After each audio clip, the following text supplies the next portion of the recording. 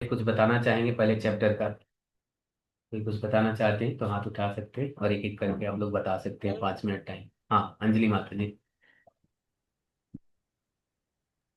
हरे कृष्णा प्रभु जी। प्रभु जी, हमने पढ़ा कि किस तरीके से जो हमारे अर्जुन थे वो किस तरीके से बहुत ही भावुक हो गए थे। और वो भावुक इसलिए नहीं थे कि वो डरे हुए थे, वो इसलिए भावुक हुए थे कि वो वैष्णव थे। और फिर हमने विभिन्न शंखों का नाम भी सुना कि श्री कृष्ण के शंख का नाम हम्म। पांचजन्य था, और उनका देवदत्त और पांडु, ये भी हमने सुना। और मुझे इतना याद आता है। ठीक है माता जी, थैंक यू। और कोई बताना चाहेंगे? और कोई कुछ बोलना चाहते हैं? हाँ, गौरी हाँ माता जी। प्रभु जी, नहीं। प्रभु। हाँ, बोलिए अच्छा, सोनाली आप माता जी, बोलिए पहले। बोलिए। हाँ, कोई बात नहीं, अच्छा। कोई बात नहीं, एक एक हाँ जी। अच्छा। हाँ जी प्रभु जी, फर्स्ट चैप्टर के अंदर हमने एक युद्ध भूमि का एक उसके अंदर पूरा सीन दिखाई देता है हमको, जहाँ पे अर्जुन और कृष्ण के बीच में एक वार्तालाप हो रही है। जिसके अंदर अर्जुन जहाँ पे थोड़ी सी कंफ्यूजन की स्टेट में है कि मैं, मेरे सामने मेरे खुद के रिश्तेदार सब खड़े हैं, मैं उनके अगेंस्ट में कैसे हथियार उठाऊं, उनके सामने उनको कैसे मैं मार सकता हूँ। तो जिसके अंदर कृष्ण जो है उनको एक रियलिटी दिखाने के लिए उनको युद्ध भूमि के बीच में लेकर जाते हैं। और अर्जुन खुद बोलते हैं कि मैं उन लोगों को देखना चाहता हूँ कि जो सब कुछ जानते बूझते हुए भी दुर्योधन को जो है सपोर्ट कर रहे हैं। मैं भी जानना चाहता हूँ कि गलत का साथ जो दे रहे हैं। तो एक इसमें हमको ये बताया कि जैसे कृष्ण उनको वहां पे लेकर जाते हैं कि जैसे आपने लास्ट क्लास में हमको एक श्लोक के अंदर बताया था कि कैसे हमें अपनी इंद्रियों पे काबू करना चाहिए। कृष्ण उनको बताते हैं कि जो अपनी इंद्रियों पे काबू नहीं कर पाता उसको गोदास कहते हैं। जो व्यक्ति अपनी इंद्रियों पे काबू कर लेता है उसको गोसाई कहते हैं, और जो अपनी इंद्रियों को काबू करके दूसरों की भी इंद्रियों को काबू कर लेता है उसको ऋषिकेश कहते हैं, गोविंद कहते हैं। तो ये आपने बताया था कि हमें अपनी विश के अगेंस्ट जाके जो है अपनी इंद्रियों को काबू करना चाहिए, जिससे कि हम जो है ऑटोमेटिकली कृष्ण की इंद्रियों को खुश कर सकते हैं।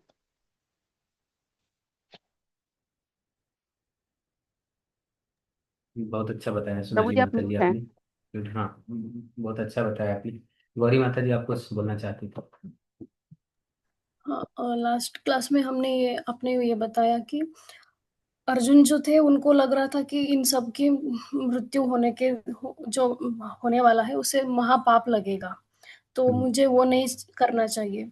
तो इसे इससे बुरा और क्या ही हो सकता है। इससे अच्छा तो मैं खुद अपना शस्त्र त्याग दूं और वो सभी धृतराष्ट्र पुत्र आके मुझे ही मतलब मार डाले। इतना वो भावुक होके विषाद में चले गए थे। फिर वो एक श्लोक में आप समझा रहे थे कि 6 तरह के पाप कर्म होते हैं। मतलब जो व्यक्ति उन पाप कर्मों को करता है, अगर उनकी हत्या की गई तो भी मतलब पाप नहीं लगता, that is hmm. Not a sin. तो उसमें एक तो था किसी को विष खिलाना, और किसी के घर में आग लगा देना, और किसी स्त्री हरण वाइफ करना है उसमें, मतलब हाँ। स्त्री स्त्री हरण करने का वो एक था। उसके बाद दूसरों की हम्म। जो संपत्ति या फिर लैंड जमीन होती है उसको हम्म। हड़प लेना, वो एक। और एक था कि हाँ, किसी पे मतलब मारणांतिक वेपन से अटैक करना। अटैक। और मुझे यस। एक था कि मतलब हाँ, संपत्ति के यही बारे था, में किसी की कुछ एक था। संपत्ति या जमीन लूटना, ये दो अलग अलग। हाँ। हाँ, ठीक है। बहुत अच्छा आपने बताया, 6 प्रकार सबके के बारे में। आतताई। हाँ, जी। बिल्कुल। ठीक है। तो हम चलिए आज से सेकंड चैप्टर स्टार्ट करते हैं। ये सेकंड चैप्टर है, अगर देखा जाए तो एक तरह से कंक्लूजन है। भगवत गीता का कंक्लूजन तो नहीं, लेकिन सार कहा जाता है कि भगवत गीता का जो सार है मुख्य। यानी इसमें ना बहुत सारी चीजें लगभग लगभग अभी आगे दूसरे चैप्टर के बाद क्या क्या होने वाला है, क्या क्या चलने वाला है पूरे 18वें चैप्टर तक, उन सबका एक एक दो दो श्लोक भगवान ने इसमें बोला है। और इसी के बेस पे ना पूरे जो 16 चैप्टर आगे आने वाले हैं वो सब चलेंगे अभी। चलिए हम लोग आज से सेकंड चैप्टर पढ़ना स्टार्ट करते हैं।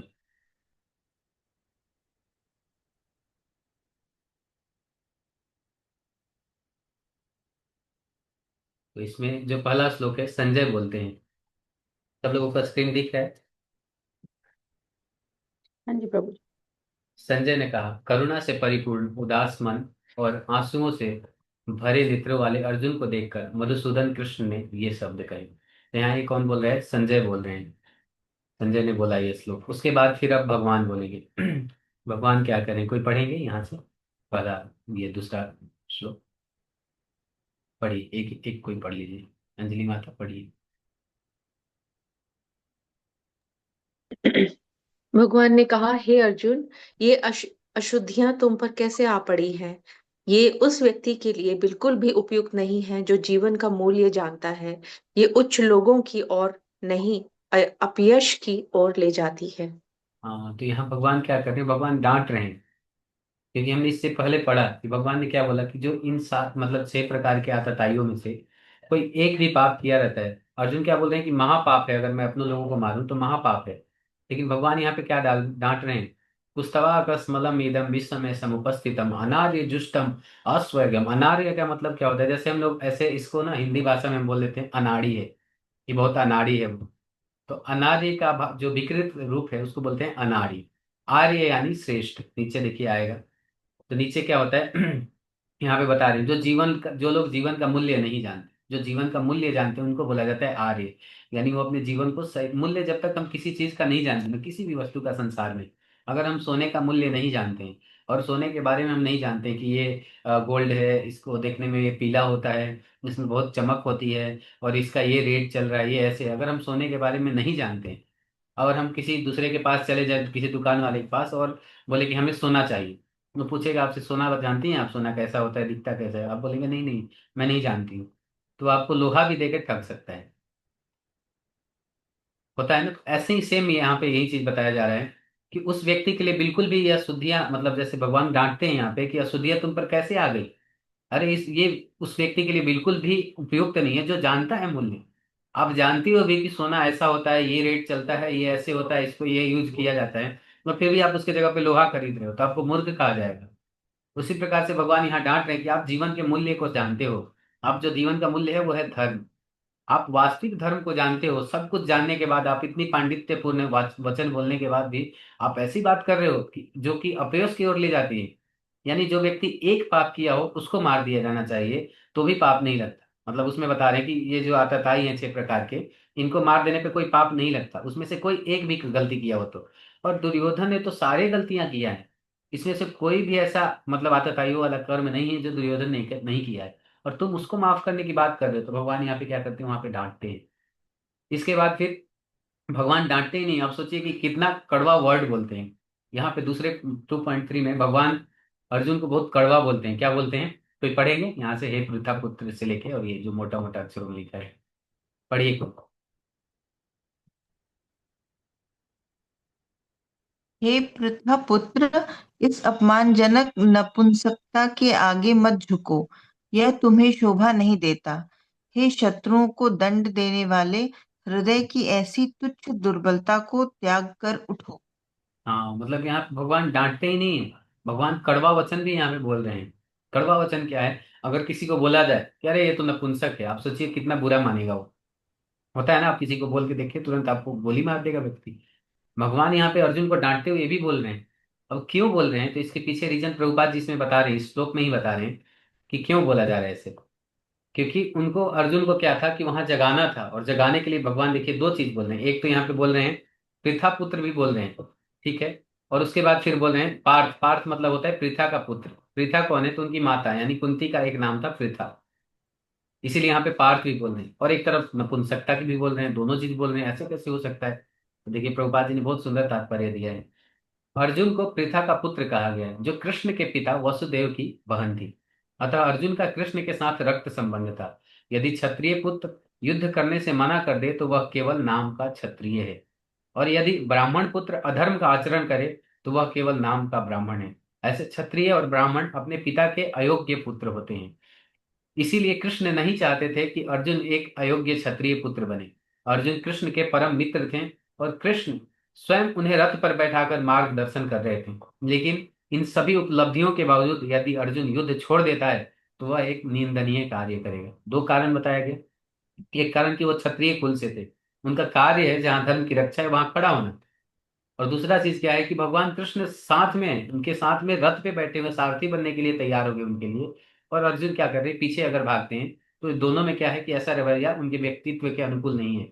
एक तरफ तो हम बोलते हैं कि अर्जुन जो है बहुत बड़े धनुर्धर है, पृथ्वी पे उनके जैसा धनुर्धर नहीं, तो अपयश ही है। यानी एक यश था, उसको क्या होगा, डाउन अपग्रेड, अपग्रेड होना चाहिए, तो ये क्या होता है, डाउनग्रेड होगा। तो अपग्रेड अपयश इसको बोला जाए। फिर उसके नीचे क्या बोल रहे हैं कि अर्जुन तर्क दे सकता है कि वह परम पूजनीय भीष्म और उनके परिजनों के प्रति अपने उदार रवैये के आधार पर युद्ध छोड़ देगा, लेकिन कृष्ण उस उदारता को केवल हृदय की दुर्बलता मानते थे। ऐसी झूठी उदारता किसी भी अधिकारी द्वारा अनुमोदित नहीं है। इसीलिए ऐसी उदारता या तथाकथित अहिंसा को कृष्ण के प्रत्यक्ष मार्गदर्शन में अर्जुन जैसे व्यक्तियों द्वारा त्याग देना चाहिए। यहाँ पे एक सवाल आ रहा है कि हिंसा, मतलब देखा जाए तो जरूरी नहीं है, अगर देखा जाए तो हिंसा जरूरी नहीं है और हिंसा गलत भी है। लेकिन जब धर्म की स्थापना हो वहां पे अगर हिंसा नहीं किया जाए तो फिर क्या होता है, जो अधर्मी है ना वो धर्म जो धार्मिक लोग हैं उनको जीना हराम कर देंगे। आप सोचिए कि अगर हमारे बॉर्डर पे सैनिक खड़े ना हो, बोले क्या जरूरत है सैनिक की, क्यों हम मार धाड़ करें, आप लोग चैन से जी पाएंगे? कितने लोगों को लगता है कि अगर बॉर्डर से सैनिक हट जाए तो हम आराम से जी पाएंगे? लग रहा है आपको अधर्मी जो हैं वो जीने देंगे आपको चैन से? हम सो नहीं पाएंगे। हम सो क्यों पा रहे हैं? क्योंकि हमारे सोल्जर्स खड़े हैं वहां पे। सोल्जर्स हमारे लिए रात दिन पहरा दे रहे हैं, एक मतलब बॉर्डर पे ही सोते हैं, बॉर्डर पे ही खाते हैं, वो पता नहीं किस किस स्थिति में वो रह के, और हमारे लिए वहां पे मतलब इतना कुछ त्याग करके और वो वहां पे खड़े हैं। अगर वो नहीं खड़े रहे तो वास्तविकता में हम एक दिन नहीं सो पाएंगे चैन से। तो धार्मिक जो लोग हैं उनका कर्तव्य है, और अगर वहीं पीछे हट जाए तो फिर क्या होगा, उनके लिए अशोभनीय होता है। भगवान इसीलिए यहाँ पे डांट रहे हैं। इसके बाद फिर अर्जुन कुछ बोलेंगे। हम चलते हैं, थोड़ा आगे बढ़ते हैं। श्लोक संख्या 3। कोई पढ़ेंगे? कोई पढ़िए वाला। अर्जुन ने कहा, पढ़िए गौरी माता जी। अर्जुन ने कहा, हे हे शत्रुओं के संहारक, हे मधु के संहारक, मैं युद्ध में भीष्म और द्रोण जैसे पुरुषों पर बाणों से कैसे प्रहार कर सकता हूँ जो मेरे पूजनीय है। हाँ, तो यहाँ पे भगवान को क्या बोल रहे हैं, दो चीजें बोल रहे हैं अर्जुन। देखिए प्रभुपाद जी ने इसीलिए तात्पर्य दिया है, हर चीज का तात्पर्य प्रभुपाद ने दिया है ना, इससे हमें बहुत सुंदर तरीके से समझ में आएगा। देखिए क्या कह रहे हैं कि भीष्म पितामह और गुरु द्रोणाचार्य जैसे आदरणीय वरिष्ठ सदैव पूजनीय हैं। यदि वे आक्रमण भी करें तो भी उन पर पलटवार नहीं करना चाहिए। सामान्य शिष्टाचार यह है कि वरिष्ठों से मौखिक युद्ध भी नहीं करना चाहिए। अगर हम घर में भी देखें तो घर में ये हमसे बोला जाता है कि देखो अपने से बड़ों बड़े जो बोलते हैं उसको मान लेना चाहिए, उसमें ज्यादा हमें बहस नहीं करना चाहिए। तो ये तो घर में भी शिष्टाचार हम फॉलो करते हैं। यदि वे कभी कभी कठोर व्यवहार भी करें तो भी उनके साथ कठोर व्यवहार नहीं करना चाहिए। फिर अर्जुन के लिए उन पर पलटवार करना कैसे संभव है? क्या कृष्ण कभी अपने पितामह उग्रसेन या अपने गुरु सांदीपनि मुनि पर आक्रमण करेंगे? ये मतलब तर्क अर्जुन के मन में आ रहे हैं कि जैसे मेरे सामने ये लोग खड़े हैं, वैसे ही अगर भगवान कृष्ण के सामने उनके परिवार वाले खड़े हो जाएं तो क्या भगवान कृष्ण करेंगे? ये कुछ तर्क थे जो अर्जुन कृष्ण के समक्ष में रखे। ये अर्जुन कृष्ण के समक्ष रख रहे हैं। और इसके अलावा दो चीज और भी बोल रहे हैं, शत्रु संहारक और मधु संहारक। वो बोल रहे हैं कि मैं मानता हूं कि आप शत्रु को भी संहार करते हैं और मधु नाम के असुर का भी आपने संहार किया था, इसीलिए मधुसूदन भी उनका नाम है। लेकिन क्या असुरों को तो मार दिया आपने, उनके लिए मैं भी लड़ने के लिए तैयार हूं कि मैं भी मार दूंगा असुरों को, लेकिन अपने परिवार वालों को आप कैसे करोगे? अगर अपने परिवार वाले खड़े हैं, क्या भगवान आप करेंगे? ये सवाल अर्जुन वहां पे एक तरह से कर रहे हैं। और दूसरा चीज फिर क्या बोल रहे हैं कि इस संसार में भीख मांगकर जीवन यापन करना उन महान आत्माओं के प्राणों की कीमत पर जीने से बेहतर है जो मेरे गुरु हैं। सांसारिक लाभ की इच्छा रखते हुए भी वे श्रेष्ठ हैं। यदि वे मारे गए तो हम जो कुछ भी भोगते हैं वह सब रक्त से सना होगा। तो यहाँ अर्जुन एक चीज ये भी बोल रहे हैं। पहला चीज सवाल क्या की, आप अपने जो सीनियर लोग हैं आपके परिवार में, जो फैमिली में, क्या वो आपके खिलाफ खड़े हो जाए आप उनको मारोगे? दूसरा चीज क्या बोल रहे हैं कि ऐसे लोगों के मारने से अच्छा है कि हम संसार में भिक्षा मांग लें, क्योंकि भिक्षा मांगना उनके मतलब युद्ध से अगर हम निकल गए भिक्षा मांग के अपना जीवन यापन कर रहे हैं, उनका जो प्राण का कीमत है वो इन सब छोटे छोटे राज्यों के लिए और जमीनों के से कहीं ज्यादा है। जो हमारे आचार्य हैं, जो मेरे भीष्म पितामह हैं, सांसारिक लाभ की इच्छा से तो कहीं ना कहीं तो वो ज्यादा श्रेष्ठ है ना उनके प्राणों की कीमत। तो मैं एक काम ही कर लेता हूँ कि मैं भीख मांग लेता हूँ, क्योंकि अगर उनको मैंने मार दिया तो मैं पूरा जीवन जो खाऊंगा तो मुझे लगेगा कि मैं रक्त में सना हुआ खा रहा हूँ। लेकिन भीख मांग के खाऊंगा तो कम से कम चैन से खा तो पाऊंगा। तो ये चीज वहां पे बताया जा रहा है। फिर उसके बाद क्या बताया एक सवाल करते हैं कि न ही हम जानते हैं कि कौन सा बेहतर है, उन पर विजय पाना या उनसे पराजित होना। यदि हम धृतराष्ट्र के पुत्रों को मार डालें तो हमें जीने की कोई इच्छा नहीं है, फिर भी वे अब युद्ध भूमि में हमारे सामने खड़े हैं। तो यहाँ पर अर्जुन एक तरह से कई सारे प्रश्न पूछते हैं, और प्रश्न पूछते पूछते अर्जुन का जो माइंड है बिल्कुल कंफ्यूज हो जाता है। अर्जुन बिल्कुल कंफ्यूजन में चले जाते हैं। ये अब एक तरह से देखा जाए तो हमारी स्थिति का यहाँ पे वर्णन हो रहा है कि हमारे जीवन में कई सारे ऐसे मतलब सिचुएशन आते हैं ना, जब लगता है कि अब इसका आंसर तो नहीं मिल पाएगा, लगता है कि अब इसके बाद क्या। ऐसे सिचुएशन में स्टक हो जाते हैं, हमें लगता है कि अब इसके बाद क्या, अब इसके बाद क्या, क्या करना चाहिए, क्या नहीं करना चाहिए, क्या मेरे लिए वास्तविक धर्म होगा, क्या मेरे लिए सच्चाई वाला पथ होगा। हम कैसे चूज करें कि मैं सही हूँ या गलत हूँ, कुछ समझ में नहीं आता ना। बिल्कुल दिमाग जब कंफ्यूजन में चला जाता है, तब अर्जुन जैसे जो भक्त हैं वो हमें रास्ता दिखाते हैं कि हमें अब क्या करना चाहिए ऐसी स्थिति में। इस परिस्थिति में अब देखते हैं कि अर्जुन क्या करते हैं। और ये इस 10वें श्लोक तक, 1 से लेकर 10वें श्लोक तक इस अध्याय का सबसे मुख्य श्लोक है, ये 7वां श्लोक। एक तरह से आप देखें तो भगवत गीता अब यहाँ से शुरू होगा। भगवत गीता अभी तक अर्जुन ही बोल रहे थे, लेकिन मुख्य भगवत गीता अब यहाँ से शुरू होगा। चलिए हम लोग ये वाला श्लोक पढ़ते हैं।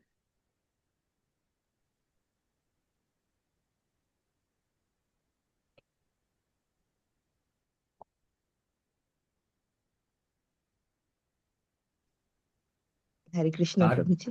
पढ़ते हैं। कार्पण्य कार्पण्य दोषो, दोषो मैं श्लोक पढ़ देता हूँ, आप हिंदी पढ़ दीजिएगा, ठीक है ना। कार्पण्य दोषो अपत् स्वभाव पृच्छामि त्वां धर्म सम्मूढ़ चेता यक्षे असा निश्चितं ब्रूहि तन्मे शिष्यस्ते हम साधिमां त्वां प्रपन्नम। हाँ माता जी, हिंदी पढ़ दीजिए कृति माता। अब मैं अपने कर्तव्य के प्रति असमंजस में हूँ और कार्पण्यता की दुर्बलता के कारण अपना संयम खो बैठा हूँ। ऐसी स्थिति में मैं आपसे प्रार्थना करता हूँ कि आप मुझे निश्चित रूप से ये बताएं कि मेरे लिए क्या सर्वोत्तम है। अब मैं आपका शिष्य हूँ और आपकी शरण में समर्पित आत्मा हूँ। कृपया मुझे मार्गदर्शन प्रदान करें। ये ना एक तरह से अर्जुन, वास्तविकता में देखा जाए तो अर्जुन किसी शोक में, किसी संदेह में, किसी चीज में नहीं थे, क्योंकि वो क्लियर थे मेरे साथ भगवान है। और जिनके साथ भगवान है वो कैसे संशय में पड़ सकता है। आप सोचिए कि भगवान का नाम लेके व्यक्ति इस संसार के संशयों से निकल जाता है। जिन भगवान का नाम लेके व्यक्ति इन संसार के जो द्वंद्व हैं उन सब चीजों से मुक्त हो जा सकता है, वो भगवान साक्षात खड़े हैं। वो व्यक्ति कैसे द्वंद्व में पड़ सकता है या मोह में या इन सब चीजों में पड़ सकता है, सोचने वाली बात है। लेकिन अर्जुन पढ़े हैं क्योंकि भगवान ऐसा चाह रहे हैं। और भगवान ऐसा क्यों चाह रहे हैं? क्योंकि उन अर्जुन के थ्रू ये शिक्षा पूरे कलयुग के लोगों को शिक्षा देना चाहते हैं। आने वाली जो पीढ़ियां हैं उनको ये शिक्षा देना चाहते थे भगवद गीता की। इसी कारण से अर्जुन को भगवान ने मोह में डाला है यहाँ पे। क्योंकि भक्त कभी मोह में नहीं जी फंसता, जो जी। भगवान के शुद्ध भक्त होते हैं वो। और हम्म। आपका आवाज म्यूट कर सकते। तो जो भक्त होता है वो वास्तविकता में कभी इन सब संशयों में नहीं पड़ता, लेकिन क्योंकि भगवान चाहते हैं कि इससे आने वाली पीढ़ियों को ज्ञान मिले। हमारी स्थिति जब ऐसी हो जाए, जब यहाँ पे अर्जुन बोल रहे हैं कि कृपण दुर्बलता, जब हमारा हृदय लगे ना कि बहुत कमजोर महसूस कर रहे हैं। कमजोर का मतलब ऐसा नहीं कि विटामिन बी और विटामिन डी का कमी, नहीं, ये सब नहीं। कमजोरी का मतलब क्या है कि हमारा हृदय जो है ना बिल्कुल अंदर से, जैसे होता है ना कभी कभी बहुत तेज धड़कने लगता है, दिमाग का जो लगता है कि नसें एकदम बहुत तेज फड़फड़ाने लगी, अंग फड़फड़ाने लगता है। और ऐसा सिचुएशन आ जाता है जब फैसला हम नहीं कर पाते, क्या सही है क्या गलत है, कुछ बिल्कुल समझ में नहीं आता। उस सिचुएशन में अर्जुन हमें समझा रहे हैं कि हमें अपने गुरु के साथ पास जाना चाहिए, और गुरु से हमें प्रश्न करना चाहिए, पूछना चाहिए कि ऐसी स्थिति में हम क्या करें। और वहां पे जाके बिल्कुल वो वाला मोड नहीं ले आना है हमें, एग्रेशन वाला कि बताओ तुम बताओ, नहीं। अर्जुन क्या बोल रहे हैं? शिष्यस्ते हम साधि माम त्वाम प्रपन्नम। मैं शिष्य के रूप में अब आपको समर्पण करता हूँ। बिना समर्पण किए हम समझ नहीं सकते इस भगवत ज्ञान को। तो सबसे पहला चीज हमें समर्पण करना होता है। तो समर्पित कैसे करना है, तो नीचे प्रभुपाद जी बताएंगे कि समर्पण का असली अर्थ क्या होता है।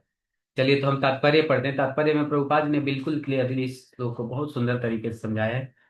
तो हम एक एक करके पढ़ेंगे सब लोग। तो आप लोग अपना ना हैंड रेज कर सकते हैं पहले से, ताकि मैं नाम बोलता जाऊँ आप पढ़ते जाइएगा, ठीक है।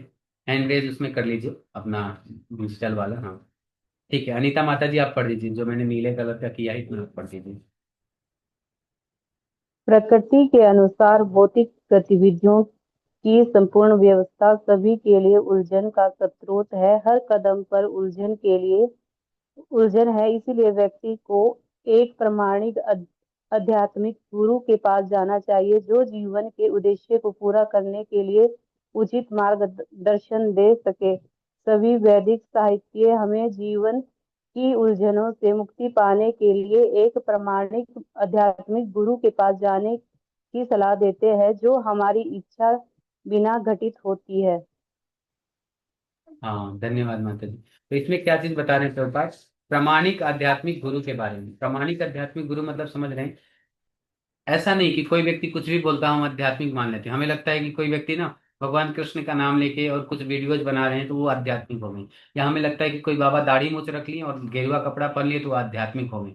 ऐसा नहीं होता है। वास्तविकता में क्या है, आध्यात्मिकता का मतलब होता है वो प्रमाणिक होना चाहिए। प्रमाणिक जैसे होता है ना, कई लोग बोलते हैं कि क्या जरूरत है गुरु बनाने का। यहाँ पे अर्जुन वही चीज बताएंगे, गुरु बनाने का क्या जरूरत है।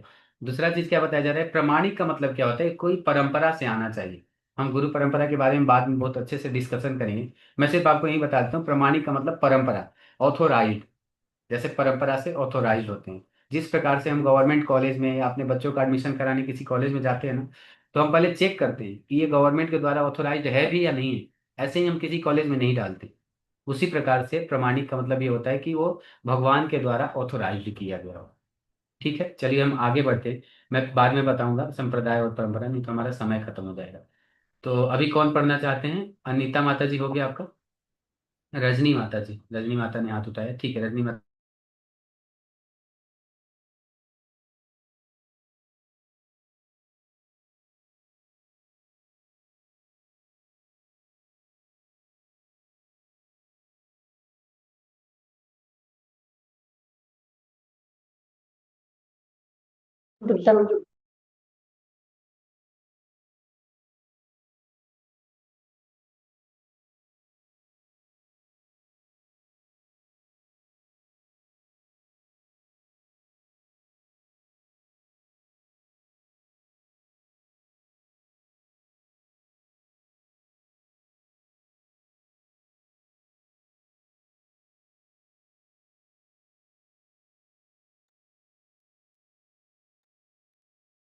प्रभु जी कोई प्रॉब्लम हो गई है क्या?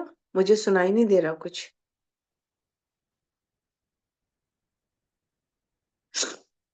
प्रभु जी आप म्यूट हो गए।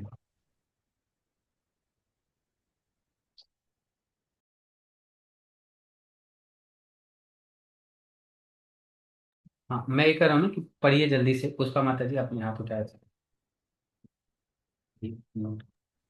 वे उस वे उस दावानल के समान है जो बिना किसी के द्वारा लगाए लगाए ही किसी प्रकार प्रज्वलित हो जाती है। इसी प्रकार विश्व की स्थिति ऐसी है कि जीवन की उलझनें स्वतः ही उत्पन्न हो जाती हैं, बिना हमारी इच्छा के। कोई भी आग नहीं चाहता, फिर भी आग लग जाती है और हम उलझन में पड़ जाते हैं। इसलिए वैदिक ज्ञान यह सलाह देता है कि जीवन की उलझनों को सुलझाने और समाधान की विज्ञान को समझने के लिए व्यक्ति को एक ऐसे आध्यात्मिक गुरु के पास जाना चाहिए जो गुरु परंपरा में हो। हरे कृष्ण। तो यहाँ पे क्या बताया गया, वही परंपरा के बारे में जो मैंने आप लोगों को बताया। यहाँ पे परंपरा के बारे में ही बताया जा रहा है। परंपरा क्या है मैं किसी और दिन अच्छे से डिटेल में समझाऊंगा, क्योंकि अभी समय कम है तो इतना हो नहीं पाएगा। परंपरा के बारे में और किसी दिन चर्चा करेंगे। यदि प्रामाणिक गुरु होना चाहिए, प्रामाणिक गुरु का मतलब सिर्फ सिंपल सा समझिए कि उसका भी कोई गुरु होना चाहिए। ऐसा नहीं कि कोई अपने आप स्टूडेंट कभी रहा नहीं किसी का और आज गुरु बन के घूम रहे, नहीं, ऐसा नहीं होना चाहिए। वो किसी न किसी उसके गुरु होने चाहिए, फिर उसके गुरु होने चाहिए, फिर उसके गुरु होने चाहिए। ऐसा किसी परंपरा में आया आ रहा हो। इसके बारे में मैं किसी दिन डिटेल से बताऊंगा। अभी हम थोड़ा नीचे चलते हैं, पहले इस श्लोक को समझते हैं क्योंकि हमारे पास समय कम बचा है। ठीक है, तो अब कोई पढ़ना चाहेंगे? कौन पढ़ना चाहेंगे? मेरी आवाज नहीं आ रही? हरे कृष्णा। हाँ, अभी अब आने लगा माता जी, अब आप पढ़ दीजिए। इसको ना यहाँ तक पढ़ एक लीजिए। प्रामाणिक आध्यात्मिक गुरु वाला व्यक्ति सब कुछ जानता है, इसलिए व्यक्ति को भौतिक उलझनों में नहीं रहना चाहिए, बल्कि एक आध्यात्मिक गुरु के पास जाना चाहिए। यही इस श्लोक का तात्पर्य है। भौतिक उलझनों में कौन मनुष्य है? वो जो जीवन की समस्याओं को नहीं समझता। बृहदारण्यक उपनिषद 3:8-10 में उलझन में पड़े मनुष्य का वर्णन इस प्रकार किया गया है। यो वा एतद् अक्षरम गार्गी अविद्या समाल लोकात प्रतिस कृपाना। वो कृपण व्यक्ति है जो मानव होते हुए भी जीवन की समस्याओं का समाधान नहीं करता और आत्म साक्षात्कार के विज्ञान को समझे बिना ही कुत्तों और बिल्लियों की तरह इस संसार को त्याग देता है। हाँ ये मतलब यहाँ पे मानव क्या, जीवन एक जीव सेकेंड के माता लिए जी, एक अत्यंत मूल्यवान संपत्ति है एक सेकेंड पहले हम जो इसको समझ लेते इसका हैं माता जी। हाँ ठीक है ना। जो ठीक इसका उपयोग जीवन की समस्याओं को हल करने के लिए कर सकता है। इसलिए माता जी जो यहाँ इस पे रुक अवसर जाइए एक का सेकेंड ना। एक ठीक सेकेंड, है फिर इसके ठीक है। बाद हम समझ लेते हैं, फिर आगे चलेंगे। तो यहाँ पे क्या बताया गया ना कि वह व्यक्ति जो है कैसा एक कृपण है, ये बृहदारण्यक उपनिषद है, उसमें बताया जा रहा है। कृपण का मतलब क्या होता है, अगर देखें ना तो कंजूस बोला जाता है कृपण को ना, कंजूस बोला जाता है। लेकिन यहाँ पे कृपण का मतलब क्या हो रहा है कि जो व्यक्ति अपने जीवन को नहीं समझता, यानी जीवन अमूल्य है, हम बोलते हैं ना कि जीवन का कोई मूल्य नहीं, लेकिन इसका भी एक मूल्य है। जन्म से और मृत्यु तक ना एक मूल्य ही होता है, हम हर दिन इसको चुकाते हैं, हर दिन हर समय एक एक सेकंड करके हम चुकाते हैं। जीवन का मुख्य मूल्य क्या है, समय होता है ना। हम बोलते हैं कि समय खर्च करके आप लाखों रुपया जैसे मतलब होता है ना कमा सकते हैं, लेकिन लाखों रुपया खर्च करके आप समय नहीं कमा सकते। तो उसी प्रकार से इस जीवन का मुख्य जो मूल्य है वो है समय, और समय एक एक दिन करके बीतता जाता है। और जब तक हम इस शरीर का जो मुख्य समस्या है, वो मुख्य समस्या मतलब कि हम इस संसार में पड़े ही क्यों, जब इस संसार को भगवान बोल रहे हैं कि ये दुखालय है, तो हम इस फिर संसार में पड़े ही क्यों हैं, आखिर क्या कारण है कि हम इस संसार में पड़े हैं। कोई व्यक्ति दुख नहीं चाहता, यहाँ पे प्रभुपाद जी बोल रहे हैं कोई व्यक्ति नहीं चाहता कि हमारे जीवन में आग लगे। कोई चाहता है? कितने लोग हैं आप में से हाथ उठा के बता सकते हैं कि आप लोग भगवान से जाके मांगते हैं भगवान मुझे बहुत दुख मिले, सुख से तो परेशान हो गया हूँ? कितने लोग हैं आप में से कोई मांगा है आज तक, या कोई मांगना चाहता है तो भी बोल सकते हैं, हम भगवान तक बात पहुंचा देंगे अगर कोई मांगना चाहते हैं तो। है कोई? तो यहाँ पे क्या बताया जा रहा है, वास्तविकता में हम दुख नहीं चाहते, हर व्यक्ति सुख के लिए प्रयास कर रहे हैं, फिर भी दुख मिल रहे हैं। आग लगाना नहीं चाहता कोई व्यक्ति जीवन में, लेकिन आग लग रहा है। तो वास्तविक समस्या क्या है, हम सोचते हैं कि वास्तविक समस्या रोटी कपड़ा और मकान तक सीमित है, लेकिन ये वास्तविक समस्या है ही नहीं। ये एक पक्षी को भी मिल रहा है, पक्षी भी अपना घोंसला बना लेती है, खाना उसको भी मिल रहा है, एक चींटी को भी मिल रहा है खाना। आप सोचिए, तो उसकी भी समस्या मतलब इतनी बड़ी नहीं जितनी बड़ी हम इसको समझते हैं। तो वास्तविक समस्या है क्या, तो वास्तविक समस्या यही है कि हम मनुष्य जन्म लेने के बाद भी हम इस चीज का, इस मनुष्य शरीर का मूल्य नहीं समझ पाए। यानी हमारा वास्तविक समस्या है जन्म मृत्यु जरा और व्याधि। जैसे ही कोई व्यक्ति इस संसार में जन्म लेता है, वैसे ही उसके साथ तीन बोनस मिलते हैं। पहला बोनस होता है मृत्यु हमारा तय हो जाता है, जिस दिन हम इस पृथ्वी पे आए उसी दिन हमारा मृत्यु तय हो जाता है। उसके बाद फिर जब हम थोड़ा बढ़ते हैं, आगे चलते हैं, तो और दो चीजें फ्री मिलती हैं। उनमें क्या होता है, एक तो होता है बुढ़ापा, कि अगर आपने जन्म लिया और आप आगे बढ़ रहे हैं तो समय के साथ साथ हमें बूढ़ा होना पड़ेगा। और उसके बाद शरीर में एक और चीज फ्री मिलता है बोनस, उसको बोलते हैं रोग व्याधि। यानी जन्म मृत्यु जरा और व्याधि, ये चार चीजें हैं, मुख्य समस्या ये है। कोई भी व्यक्ति इनसे नहीं बच सकता। आज सोचिए कि कॉस्मेटिक इंडस्ट्री करोड़ों में है, बिलियंस में जा रही है, इन सबका मात्र एक कारण है। एक कारण क्या है कि कोई व्यक्ति बूढ़ा दिखना नहीं चाहता। लेकिन हम कितना भी कुछ कर लें, कितना भी, चाहे हम मेकअप कर लें, चाहे हम कुछ भी कर लें, क्या ऐसा हो सकता है कि हम बूढ़े नहीं होंगे? क्या ऐसा कोई उपाय है कि जो हमें बूढ़ा होने से बचा सकता है? ऐसा कोई उपाय नहीं है। हम कितना भी च्यवन ऋषि के नाम पे च्यवनप्राश जो है, च्यवनप्राश इतना मिलता रहता है, खा खा लेंगे, लेकिन बुढ़ापा नहीं रोक सकता वो। हो सकता है कि कुछ समय तक हमारे शरीर में थोड़ा ज्यादा एनर्जी रहे, लेकिन बुढ़ापा नहीं रोका जा सकता, इसको नहीं टाला जा सकता। जन्म के साथ तीन चीजें बोनस मिलती है। तो शास्त्र बताते हैं कि बुद्धिमान व्यक्ति वही है जो इन जन्म मृत्यु जरा और व्याधि से हमेशा हमेशा से निकलने का प्रयास करता है। जो व्यक्ति हमेशा इन चीजों से निकलने का प्रयास करता है वही व्यक्ति बुद्धिमान है। नहीं तो खाना पीना सोना और बच्चे पैदा करना, ये चार चीजें एक जानवर भी कर रहा है। अब देखेंगे ना, कुत्ता बिल्ली का उदाहरण क्यों दिया गया, क्योंकि वो भी खाते हैं, उनके भी बच्चे होते हैं, वो सब कुछ वो भी कर रहे हैं, और हम भी वही कुछ कर रहे हैं। इसीलिए यहाँ पे बताया गया कि हमारा जीवन भी उनकी तरह ना कट जाए। हम अपने आप को बोलते हैं कि हम बुद्धिमान प्राणी हैं, हम मनुष्य हैं, तो फिर ऐसा स्थिति क्यों आ रहा है कि हम उन जानवरों वाला जीवन ही सिर्फ जी पा रहे हैं। जानवरों वाला मतलब कि खाना आहार जो होता है हमारा, हो सकता है कि हम 5 स्टार होटल में खाते हो सकता है एक जो कुत्ता है या बिल्ली है वो रोड पे कुछ मिल गया वो खा लेते हो। पर्पस दोनों का एक था, पेट भरना। दोनों का पर्पस अलग नहीं था। पिज्जा खा के भी आपने पेट भरा, उसने टुकड़ा खा के पेट भरा। पर्पस एक था पेट भरना, तो ये पर्पस जो आहार निद्रा खाना सोना भय यानी जीवन जीने के लिए संघर्ष करना, और उसके बाद मैथुन यानी कि बच्चे पैदा करना, ये चारों सेम है। लेकिन हम अगर मनुष्य मानते हैं अपने आप को तो कुछ तो श्रेष्ठ होगा हमारे अंदर, और वो श्रेष्ठता यही है कि हम इस जन्म में इस जीवन में हम इन दुख के जो जन्म मृत्यु जरा व्याधि इनसे निकल सकते वो नहीं निकल सकते। हमारे पास ये बेनिफिट है। और अगर हम इस मूल्य को नहीं समझते, हम इधर पैसा खर्चा नहीं करते, तो क्या है, हम कृपण है। इसीलिए यहाँ पे बोला गया कि हमारे कृपणता है। ठीक है, हम आगे थोड़ा सा बढ़ते हैं क्योंकि समय है हमारे पास, 3-4 मिनट और बचा है, तो हम पढ़ लेते हैं इसको। उसके बाद नीचे वाला अगले कल हम करेंगे ये वाला। हाँ, कोई पढ़ना चाहेंगे आप में से कौन? कोई एक व्यक्ति पढ़ दीजिए जल्दी से, ये वाला हम समझ लेते हैं।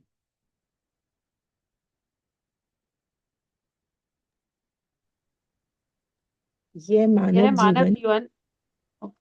अच्छा, प्रीति पढ़ लो। यह मानव जीवन जीव के लिए एक अत्यंत मूल्यवान संपत्ति है, जो इसका उपयोग जीवन की समस्याओं को हल करने के लिए कर सकता है। इसलिए जो इस अवसर का उचित उपयोग नहीं करता वह कृपण है। दूसरी ओर ब्राह्मण है, या वह जो इस इतना बुद्धिमान है कि इस शरीर का उपयोग जीवन की सभी समस्याओं को हल करने के लिए कर सकता है। या एतद् अक्षरम गार्गी विदित्वा समल लोकांत प्रयति सा ब्राह्मणा। हाँ, तो देखिए ये दो चीजें बताया गया, कृपण और ब्राह्मण।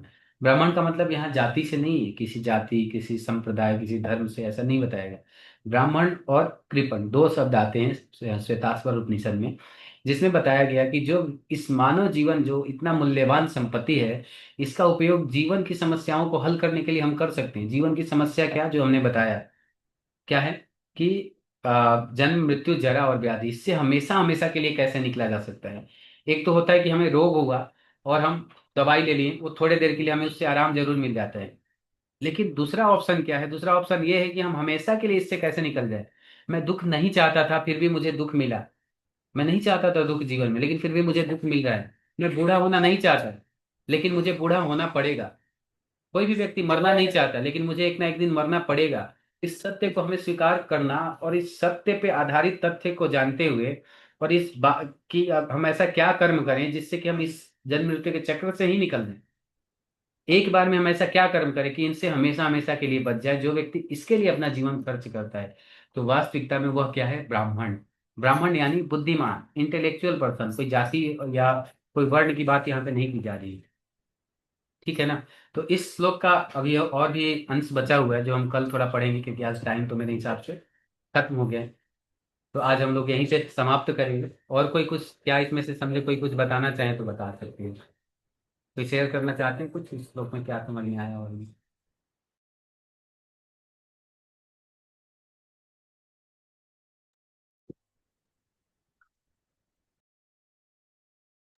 इस श्लोक में प्रभु जी हमें यही समझ में आया है कि अ, अ, कि हमको जो है जो जैसे आपने चार बताए, जन्म मृत्यु जरा और व्याधि, कि हमको बर्थ मतलब जन्म के मृत्यु के इस चक्र से बाहर निकलने की कोशिश करनी चाहिए, उस ऐसे कर्म करने चाहिए जिससे हम इनसे ऊपर उठ सके इन सब चीजों से।